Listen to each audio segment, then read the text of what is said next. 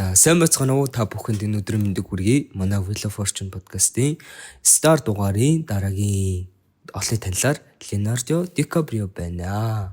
Yay. За тэгэхээр Leonardo DiCaprio нь болохоор зэрэг 1974 оны 11 сарын 11-ний 2 цаг 47 минутанд төрсөн юм байна. Тэгээд Лос Анжелес хотод төрсөн юм байна. За тэгэхээр бидний мэддэгчлэн те Leonardo DiCaprio бол ямар хүн бэ гэдгийг бол ерөнхийд нь бид нар бол мэддэг. Тэгээд зарим нэг шуум гэх юм бол те одоо хүртэл яагаад хүнтэй сууж өгдөггүй, яагаад дандаа залуу охтууд сонирхтын гэх юм бол амар сонин юмуд явдаг штэ те. За тэгэхээр одоо хэдүүлээ төрсөн хэсгээр нь тайлал хийж үзцгээе. За тэгэхээр Big 3 буюу том 3-ын хувьд гэх юм бол нар нь болохоор Scorpio буюу хилэнцгийн ордон дээр байна. Сар нь болохоор Libra буюу жинлүүрийн ордон дээр. Харин мандалт нь болохоор мөн адил жинлүүрийн ордон дээр байдаг. Ийм хүн байна. За тэгээд технisen сайхан хэлэх юм бол за энэ хүн мэдээж нэлийн царайлаг тий. Одоо хүмүүсийн анхаарлыг татах үйс тийм хүн байна. За мэдээж одоо залуудаас нэлийн царайлаг сайхан залуу байсан гэдгийг бид нар бүгдээрээ мэдж байгаа. Тэгээд тэр нь болохоор зэрэг яг өөрөө Libra Rising-аар нь бас тооцож өгч юм. Тэгээд тэр нь тэгээд бас яг нэгдүгээр гэр дээр нь 4 гариг байгаад байгаа байхгүй юу? Хамгийн ихэнд Плуто буюу дэлхийн ван, сар, тэнгэрийн ван, тэнгүүдээ бас бод гээд энэ 4 гариг нэгдүгээр гэр дээр нь байна. Тэгэхээр энэ 4 гариг нэгдэр байхлаар угаасаа тэр хүний зан чанарт нөлөөлнө. Мөн бас гадаад үзэмж бусдад харагдах байдалд нь бас нэлээх нөлөөлж байгаа. За тэгээд энэ дөрвөлөө бас Libra дээр байгаа юм байна. Тэгэхээр Libra-гууд угаасаа тэргүй амар царайлаг үзэсгэлэнтэй тийм хүмүүс байдаг шүү дээ тий. Тэнгүүтээ дахиад ингээ Pluto ороод ирчихээр маш юм харизмтай болчихж байгаа юм. Харизмтай болоод тэнгүүтээ сар ороод ирэхээр бас нэлийн зөөлхөн тий. Яг ингээд амар харизмтай мөртлөө бас нэлийн зөөлхөн. Аха. Одоо subconsciously буюу одоо даалт ухамсараараа бас хүмүүсийг өөртөө татдаг. Тэгээ дээрэс нь тэнгэрийн ван гараг байна гэхээр энэ хүн маань нэлийн бусдад маш өвөрмөц. Одоо их чөлөөт тийм хүн харагддаг гэсэн үг. Тэгээд бас жоохон наснасаа залуу харагддаг ч юм уу тий.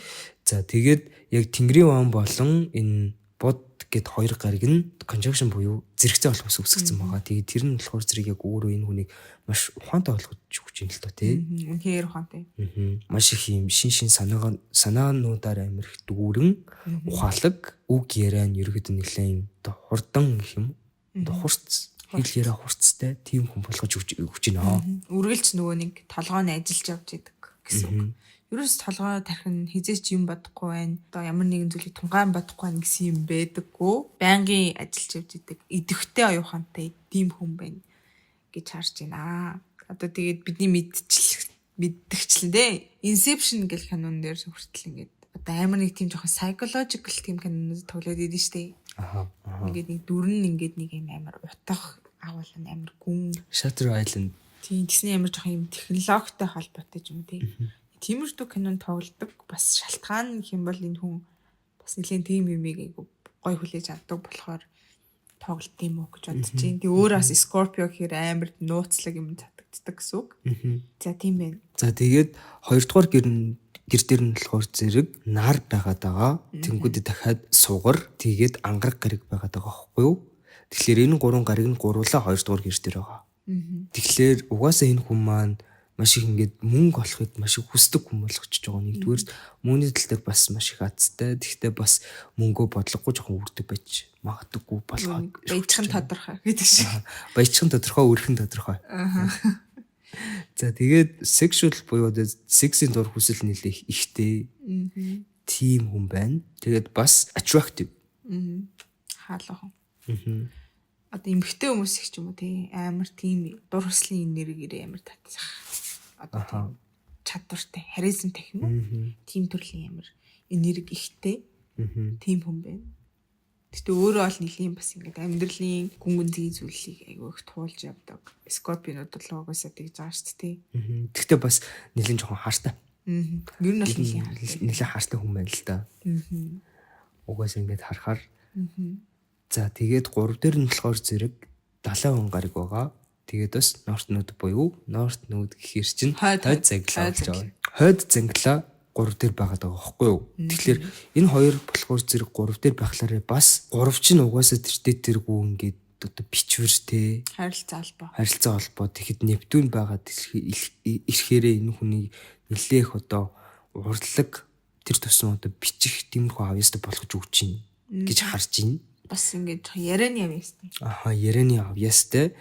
Тэгээд бас ерөөдөө энэ амьдралаа нэлээх өөрийгөө илэрхийлж сурах хэрэгтэй гэж ер нь бол амар санаа бодлоо амар хүмүүст солилцох хэрэгтэй гэж ер нь бол харагдаж байна тий. Тэгээд 4 дээр нь болохоор зэрэг нөгөө нэг Capricorn байгаад байгаа байхгүй юу? Тэгэхээр Capricorn буюу материал орд байгаа болохоор угаасаа зэрэгтэй зэрэг нэлээх гэр бүл нь хатуу ширүүн байсан байх магадлал дээр ярьсан шүү дээ. Одоо гэр бүлт нь диктатур ихтэй ч юм уу тий. Тиймэрхүүснийг харуулж байна. За тэгээд Lilith нь 5 дээр, Barkhasет нь 6 дээр, Тэнгүүдэд 7 дээр нь Хирон байгаад байгаа байхгүй юу? Тэгэхээр ингээд Lilith 5 дээр байна гэхлээр угаасаа тэр үерхлийн тал дээр нэлээх хэцүү болгоод хүчж байгаа. Тэгээд Хирон 7 дээр байна гэхлээр угаасаа тэргүй гэрлэлт дээр хэцүү болгочихж байгаа гэсэн үг. Шарахтай гэсэн үг. Тийм тэгээд ер нь амар одоо гэрлэж өгдөггүй. Тэгсэн мөртлөө ингээд хүмүүстэй амар уулзаж ингэж одоо явдаг. Дээр нь болохоор би Lilith-ийн үл ахаа гэж бодож байна.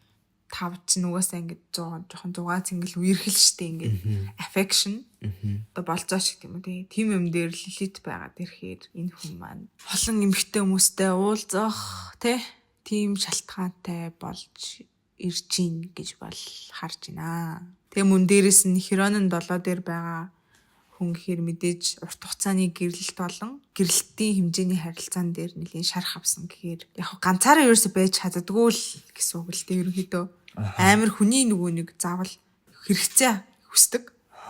Тийм болохоор ингээд ганцаараа байж чаддгүй. Дээрэс нь өөрөө Libra rising байгаа. Тэгэхээр хүн одоо заавал ингээд нэг партнертай байх хэрэгтэй гэж боддог. Мөнийн хүртэл бас ингээд Libra байгаа зү тий жинлүүр байгаа гэхээр энэ хүн ямар нэгэн хүнтэй л байхгүй бол ингээд болохгүй байгаад идэх ч юм уу тий ганцаараа ер нь бол байхыг нэг тийм таашаадаггүй гэж би бол ер нь ойлгоод байна л да. Тэгээд бас угаасаа тэргүй Scorpio байгаад байгаа шүү дээ тий. Scorpio-гийн энерги амар их байгаа учраас бас ингээд sexual desire хэрэгтэй болохоор бас хүн байн төгсөж байгаа л гэсэн. Тийм одоо энержиг гарах хэрэгтэй юм.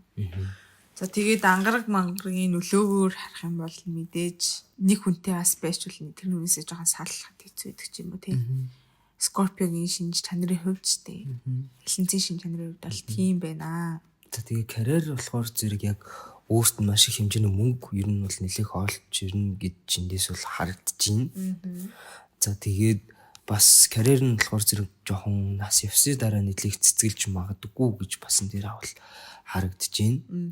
Яг ингээд олон нийтэд ер нь бол амирх зөөл хүн гэж одоо танигдсан байж магадгүй зөө. Тийм халамжтай гэж танигдсан. Ингээд амир сэтгэл хөдлөлийн ойлгохдаг хүн ч юм уу тий. Тэгтээ яг үндэ бас нэлээд жоохон хатуу ширүүн гэж бас танигдсан. Байх магадлал амир өндөртэй байна. Тэгээд ерөнхийдөө амир тийм маш тийм спортлог жоохон эргэтэлэгч юм шиг тий. Одоо нэг юм гоё чанга биетэй хүмүүс идэв штэ тий. Тим хүмүүсийг татагдчих байгаа байхгүй юу? Эрисийн шин чанар ихээр. Тийм болохоор л модель хөвгтөндөө дуртай байх таа гэхгүй. Үгүй тэнгуүтэ бас Эрис чинь нөгөө нэг хамгийн ихний орд болохоор залуу хүмүүс. Тийм биш тий. Амар тийм бэ. Oh my god. Ер нь Libra rising дээр хэлхий маш шүү. Ер нь Libra rising гэдэг айгу жоох өөрөөсөө жоох хүмүүс сонирхох нь олонтэй байдаг. Ер нь л тий. Залуу хүмүүс ирэхэд сонирхох гэсэн. Тийм бэ. Ирч хүчтэй. Цус шингэн. Цус халуун гэдэг шиг тий. Цус халуун, гал халуун юу лээ? За нэг тиймэрхүү. За тэгээд яг өөртөө болохоор зэрэг сэтгэл зүйн хувьд нэлээ их нэг хатуу байдаг гэж энэс харагдаж байна. Яг өөрийгөө яг яагаад ингэж гонглаад байгаа, яагаад ингэж байгаагаа ер нь бол ойлгохыг хүсдэггүй. Тэгээд ер нь чи яг ингэж мэдэрсэн чи ер нь л надад хамаагүй гэсэн өнцгөөс өөртөө тэгж ханддаг гэсэн. Тэр нь бас амар хэцүү. Тэгээд бас дээрээс нь өөрөө бол нэлээ бас жоохон хариуцлагатай хүн юм. Карьер мэрээр талтай. Ив хариуцлагатай хүн. Тэгтээ сэтгэл хөдлөлөөрөө ерөнхийдөө уур мураа барьж үздэг ч юм уу тий. Аливаа жоохон хилээ цагаар тавихтай жоохон муу гэж одоо холбоос юмнээс харагдчихэйна. Тэгээд бас яг ингээд хайрын хувьд болохоор зэрэг хитрхийх бас эрхчлөө хүсэж идэг байж магадгүй. Тэгээд тийм ч болохоор бас ингээд харилцаа нэг амар сайн бүтдэггүй баг магадлал амар өндөр. Яг өөрөө нөгөө хүнээс хитрхийх эрхчлөө хүсэж ч юм уу эсвэл нөгөө хүндээ хитрхийх эрхчлөө өгөөд ч юм уу тий. Тэгээд бас бүтдэггүй баг магадлал амар өндөртэй байна. Тэгээд угаасаа хоёрдугаар байшин дээр маш их олон гариг байгаад байгаа болохоор мөнгө энэ хөнөөд амар чухал болж ирж байна. Тэгэхээр мөнгөний төлөө маш их ингэж хөдөлмөрлөх ч юм уу тий. Тэгээд бас мөнгөтэй байснараа өөрийгөө илүү үнэлэх ч юм уу тий. Тиймэрхүү одоо зан чанарууд эндээс бол харагдчихээн. Тэгээд тийм ч болохоор бас нэлээх баян байж магадгүй. Тэгээд бас мөнгөө бас жоохон бодлохгүй үрдэг байж магадгүй. Гэж эндээс бол харагдчихээн. Тэгээд эдгээр нь яг тик гарац дээр тий. Зарим гэр дээрх ингээд ордууд нь дандаа тик гарац дээр гараад ирсэн харагдчихээн. За одоо тэгвэл доминантыг харж үзье л та. Давманга гаригийг харж үзэх юм бол нэгдүгээрт сугар болон дэлхийн ван хоёулаа адилхан байна. Тэгэхээр угаасаа тэргүү Плутон ингээд бидний ингээд онцолж байгаа хүмүүсийн ихэнх нь ер нь бол дэлхийн ван гариг топ 3-т нь ер нь бол дандаа баг орох юм те. Ер нь бол дандаа нэгт ч юм уу те. Дандаа их ордог. Тэгээд угаасаа бас нэг амар гайхаад дах шаардлага галаг. Тэгээд Венус болохоор зэрэг дахиад орчиж байгаа. Тэгэхээр Либрагаар удирдуулж байгаа. Либра дээр амар олон гариг байгаа болохоор тэртээ тэргүү яг бас Венус орох нь бас зүй ёсны хэрэг байх. Тэгээд бас Венус одоо бас 3 дээр нь бархас хэд гариг байгаа байхгүй юу. Тэгэхээр ингээд бодоод үзэхээр Плуто, за дэлхийн ван, Жупитер, бархас хэд, Венус, сугар гэдэг энэ 3 чинь гуруулаа мөнгөтэй холбоотой. Энэ 3 гуруулаа ингэж ихэнд байна гэдэг чинь энэ хүн угаасаа тэргүү амар их баян болох хэрэг байсан гэдэг нь эндээс бол харагдчих. Тийм байна. Тэгээд бас дээрс маш азтай хүн. Азтай. Тэгээд бас олонний танил болох нь угаасаа тэргүү харагдчих нь ер нь бол төрсөн гэдэг шиг л тий. За тэгээд элементийн хувьд гэх юм бол хамгийн нэгдүгээр элемент нь болохоор усны элемент хамгийн их байна. За араас нь ер нь бараг л дүүц гэж орж ирж байгаа гэх юм бол агаар. За тэгээд ерөнхийдөө газрын элемент бол ер нь байхгүй заяа. Ямар ч газрын элемент байхгүй.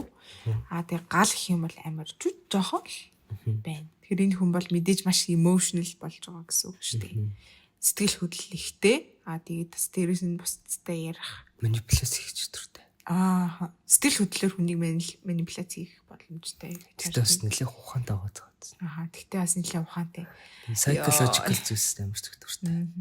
Гүн зүйлс амар зүгтөртэй. Тэгтээ Earth ерөөсөй байхгүй нь гэхлээр энэ хүнд ерөөсөй ямар ч юм доктортой зүйл ерөөсөй байхгүй гэж юу нь харагдчих. Доктортой зүйл ерөөсөй байхгүй гэдэг нь нэг амар энэ хүн бол муу гэсэн үг бол биш. Тэгтээ зүгээр нөгөө тууштай зан чанар нэлээд бага. Яг тууштай зан чанар нь болохоор зэрэг яг юун дээр харагдаж ийн вэ гэвэл карьер дээр нь л харагдаж байгаа. Тэгээ карьерээс олж ирэх орлогоос нь бас харагдаж байгаа гэсэн үг. Бусад зүйлүүд бас нэг ямар тэгж туушраад байдаг хүн бол биш байна. Ялангуяа харилцаан дээр. За тэгээд ийм хүн байна. Чиний бодлоор яг ямар хүн байж? Дикаприо. Скорпио гэдгийг сонсчод ер нь нэлээх жоохон айжлаа. Тэгтээ яг ингээ харахаар нэлээх хартай л хүн байна л да. Нэлээх хартай. Тэгтээ угаасаа бас нэлээх нөгөө charm, beauty, attractiveness амар ихтэй. Яг тэргээрээ угаасаа бас бусдыг амар их татдаг. Яг бас мөнгөтэй оба. Тийм мөнгөтэй оба. Тэгтээ бас яг өөрийнхөө сэтгэл санаагаа бас нэлээх өөрөө сайн дэмжих хэрэгтэй. Ер нь сэтгэл санааны хувьд нэлээд жоохон хэцүү хүн харагдчихээн. Тэрнээс яг ингээд угаасаа тэртээ бусдын анхаарлыг татаж чадхаар мөнгөтэй болж чадхаар тийм бол хүн байна. Тэгээ карьерийн тал дээр ерөөд бол нэлээх амар зүтгэдэг, тууштай. Тэгтээ бус зүйлс дээр бол нэг амар тийм гэж амар тууштай бол биш. Тиймэрхүү хүн байна. Ер нь бол сэтгэл зүй болон яг тууштай байдал хоёроо анхаарах хэрэгтэй л байна. Би нэг амар анхаарах хэрэгтэй мэрэгтэйгээд нэг амар сонсчих тийм шиг дээ. Би одоо юу вэ? Би одоо хэм бэ? За нэг тиймэрхүү байна да. Надад бол нэлийн ухаантай хүн шиг л санагдлаа л да. Жохон ингээ токсик мөртлөө ингээ яаж токсорохоо мэдж байгаа тийм нэг ухаантай хүмүүс идэв штэ. Цаагуур ингээ аюу их бодцсон байдаг. Гэтэ өөрийгөө ингээ энэ хүн хангалттай сайн мэддэг юм шиг надад санагдаад байна л та. Тийм болохоор одоо энэ амьдралаа илүү их те гадаад ертөнцлөө бусад зүйлсийг танин мэдхийн тулд тэрийгэ бусдтай ингээд хуваалцахын тулд анхаарах хэрэгтэй аа.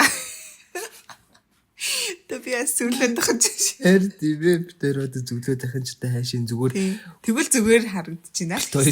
Тэр мэдрэгдсэн мэдрэмжийн л одоо тэр юм да. Тэгээд зөв буруу байх нь одоо бас хамаагүй байх. Тийм. Гэтэ яг хоо Декабр ахта дуртай штэ. Тийм дуртай. За ингээд энэ хүртэл сонссон бүх хүмүүстээ маш их баярлалаа. Тэгээд дараагийн celebrity-гээ тухайн үедээ бас сюрприз бариад бит хоёр оруулах болно. Тэгээд happy багаарай. Yay. Манай старыг сонсдог хүмүүстээ баярлалаа. Маш их баярлалаа. За тэгээд баярлалаа. Баярлалаа.